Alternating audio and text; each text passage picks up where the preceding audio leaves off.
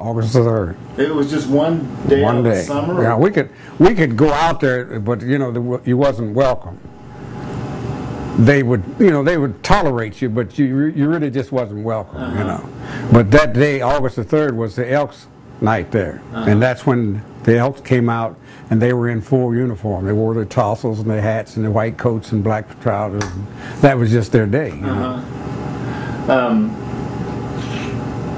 Yeah, I mean, each person we talked to, primarily they were, you know, white people in their 80s and stuff. Right. And even some of the younger ones, they were kind of my age, were kids, and they said, yeah, it was Color Day, and I just was surprised. And then the stories about one of the woman who ran the pool she decided that was the time it was to clean the pool. Yeah. And then, like you just said, they didn't use the term black at that time. They used it colored. That black just came along when the afros and things started coming out, and they start coming out with blacks, you know. They used it colored, them colored folks, you know. Yeah.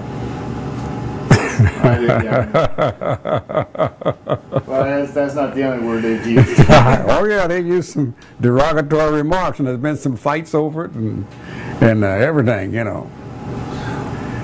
Well, just so, you know, can you describe just what the day at the park would be at the Elks? I mean, well, with the day at the park with the Elks it was just a phenomenal day. I mean, that was just the Elks Day, you know, and it lasted all day and half the night. You know, we got to take boat rides and everything. You know, they had the Chris Craft boats. You know, they'd take you right across the lake and all this stuff. You know, and it was just our day. Rolling here. Yeah.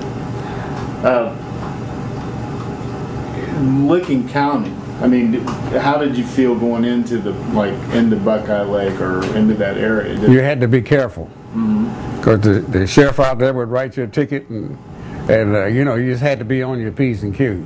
You just couldn't do what you wanted to do, and they just took advantage of you.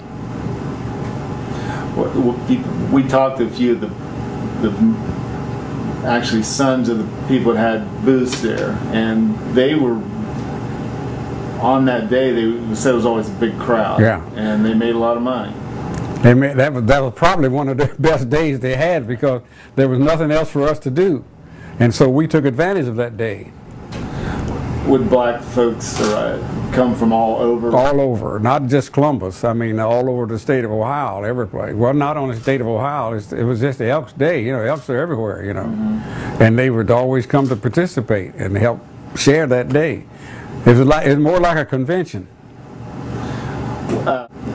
They had all kind of combos and bands and dance, and that's when we took the dance hall and all this kind of stuff. It was all us, you know. No white people would... There was a few that mingled in, but there wasn't that many. And they just knew that this was what they said, the colored folks' day, and they just backed off and let the colored folks have it, you know. Yeah. Well, that's our primary goal, was to go and enjoy ourselves. We talked about the Pier Ballroom. You weren't there that day that it collapsed? Oh no, I wasn't there that day it collapsed, but it was in all the papers, and they had pictures and everything where it collapsed and went down into the water, and how many people was rescued, and I don't know whether it was. I think there was a couple drowned. I think, yeah.